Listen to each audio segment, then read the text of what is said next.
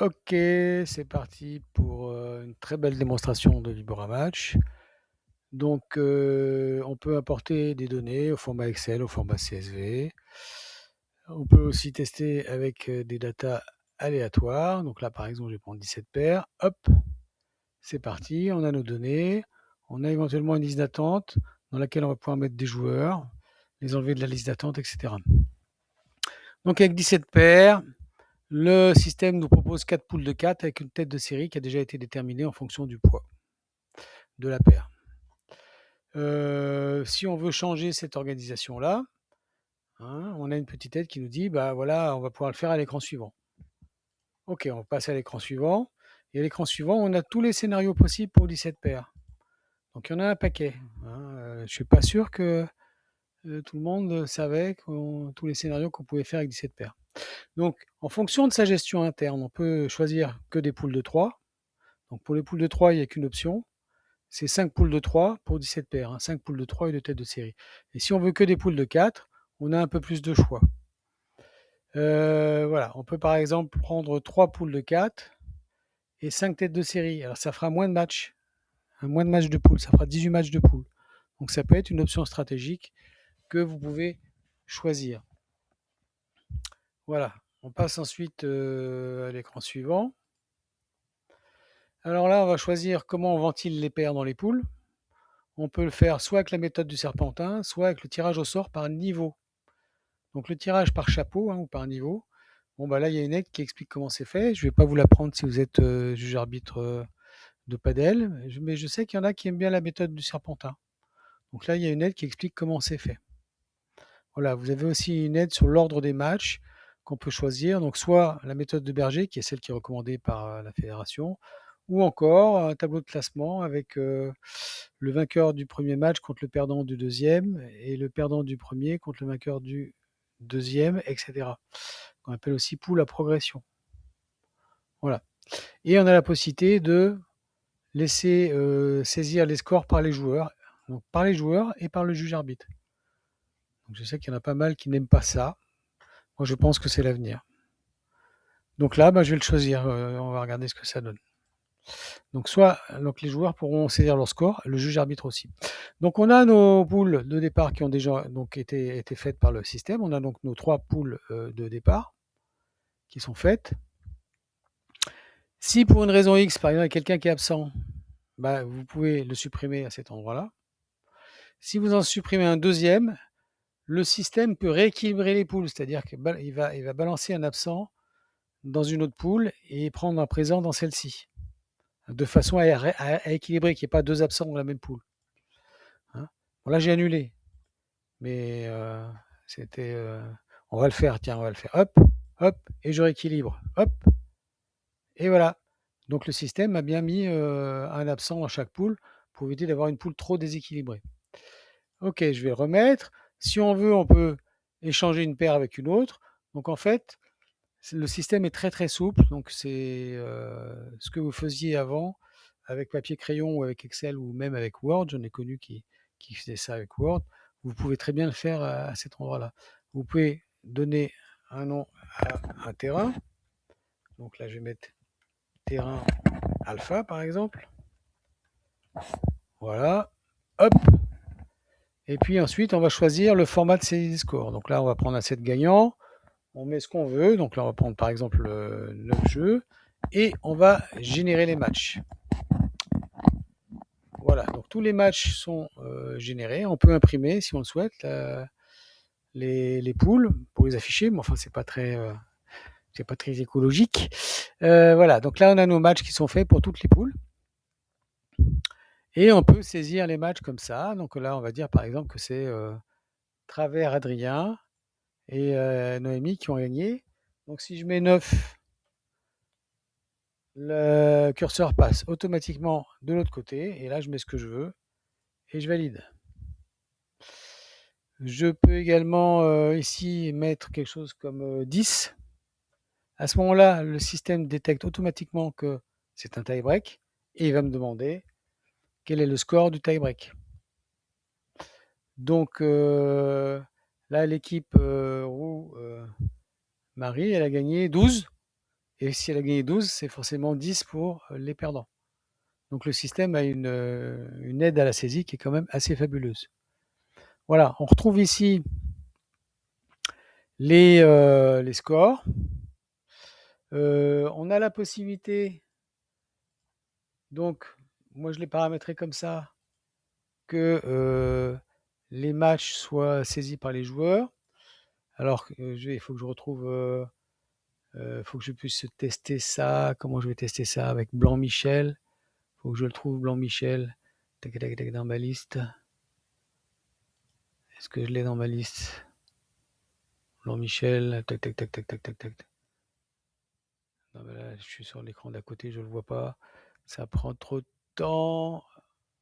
Ah, ok, non, mais je l'ai pas. Voilà, c'est pas grave. Je peux pas le tester. Je peux pas vous montrer la saisie par les joueurs parce qu'il faut que je prépare mon environnement dans un autre navigateur, etc. Et puis là, bon, c'est un peu compliqué à faire comme ça dans un même écran. Alors, on va gagner du temps. Je vais pré-remplir automatiquement les matchs. Ce qui fait que là, on a déjà l'équipe gagnante qui est affichée. Hop. Donc on imagine que tout ça, c'est rempli par le juge arbitre, hein, ou par les joueurs, si j'ai fait ce choix-là, et ou par les joueurs. Voilà. OK. Donc là, on voit en bas qu'on peut obtenir l'URL public pour voir les résultats. Donc là, je copie. Et si je colle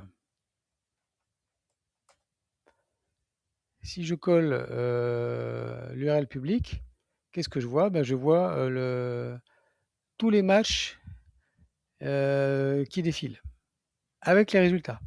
Donc les joueurs peuvent ici scanner le QR code pour voir ça sur leur téléphone en direct. C'est quand même pratique. Il y a aussi la possibilité, le système vous donne aussi la possibilité d'envoyer l'information aux joueurs. On peut envoyer le lien de saisie de score aux joueurs par mail. Voilà. Ok, donc on va reprendre nos poules. On va préparer le tableau final.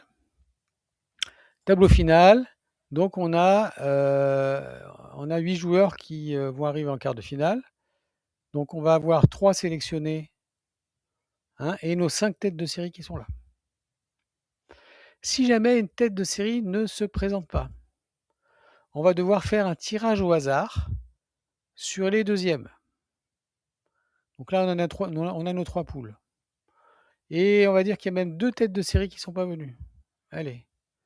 Donc on doit tirer au hasard 2 secondes. Vous voyez, tout ça, c'est automatique, c'est géré par le système. Allez, on clique et le système va nous indiquer 2 joueurs au hasard. Alors, il se trouve que c'est les 2 premiers, mais si je recommence, tac, tac, tac, je décoche. Je tire au hasard 2 secondes. C'est juste pour vous montrer que c'est vraiment un tirage au hasard.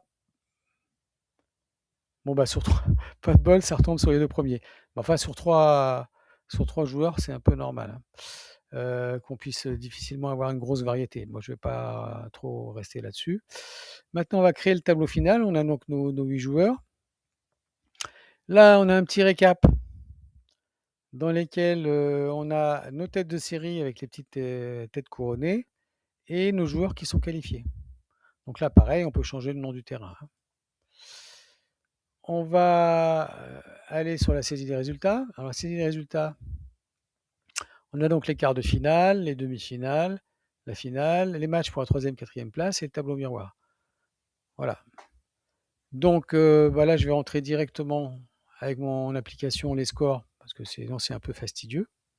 Donc c'est fait au hasard. Si je regarde ici, au niveau du tableau défilant, on a bien nos quarts de finale qui sont là. Donc si je rafraîchis la page, hop, on a bien ça. Donc si vous avez un grand écran sur le dispositif, donc vous le faites pointer sur l'URL avec le tableau défilant. Comme ça, tout le monde peut voir. Et toujours pareil, je répète, avec le petit QR code hop, les joueurs peuvent voir ça sur leur téléphone. C'est quand même sympa. Donc on a fait les quarts de finale. Ça a donc dégagé des demi-finales. Donc on va saisir. Alors on peut changer le score pour les demi-finales. Hein, on peut décider par exemple que c'est toujours un set gagnant. Allez, on va dire 2 sets gagnants avec 4 jeux par set. On valide. Et puis là, on va saisir les résultats. On dit que c'est Lucie qui a gagné. Et là, on avait dit que là, pour les demi-finales, c'était 2 sets de 4 jeux. Donc, ici, je mets 5, le système détecte automatiquement qu'il y a un tie-break. Et je le mets à cet endroit-là. Et là, on voit bien le score. On va faire la même chose pour les demi-finales. 4-0 et 4-1. C'est parti. Voilà, toujours pareil, ici, on a nos demi-finales hein, qui sont impactées. Voilà. Alors je remonte un peu là, hop, on voit bien nos deux demi-finales en temps réel sur les résultats publics et sur les téléphones des joueurs qui veulent voir un peu ce que font les copains. Voilà, et on arrive sur la finale. On peut également changer le format du score, on va mettre un set gagnant, je sais pas moi, en 12 jeux, valider. Voilà, on saisit, c'est cossu, et là, on met 12, 12-8, par exemple. Voilà, et notre finaliste. Voilà. Alors bien sûr, on peut saisir aussi les matchs, évidemment, hein, pour la 3e, 4e place, etc. etc. On peut avoir une vision en arbre, comme ça, aussi, qu'on peut imprimer si on le souhaite. Voilà, et on a le classement général avec les points gagnés. Donc c'est officiel avec le classement officiel 2026. Donc du P25 au P3000. Voilà, que vous pouvez envoyer aux joueurs si vous le souhaitez. Voilà, bon, vous avez aussi une aide, petite aide sur des petits points, si jamais il y a des choses que vous n'avez pas bien compris. Dans les liens, vous avez un calculateur de points FFT qui est quand même très très joli. Donc pour le P250, je sais pas, pour 17 à 20 joueurs, si on est 4e. Hop. Voilà, alors il y en a beaucoup des calculateurs sur internet hein, de points, mais celui-là il est vraiment très joli.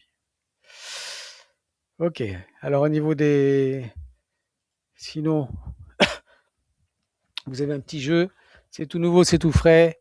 Si vous voulez vous amuser, un petit jeu padel, un petit QCM, puis un calculateur de poules si vous ne voulez pas utiliser Figura Match, mais que vous voulez par exemple calculer des scénarios pour 20 poules. On va mettre 20 poules. Hop, voilà. Donc c'est vraiment une boîte à outils, hein. C'est pas seulement un système pour organiser les tournois. Voilà, j'espère que cette vidéo n'a pas été trop longue. N'hésitez pas à utiliser le formulaire de contact si vous avez des questions. Merci.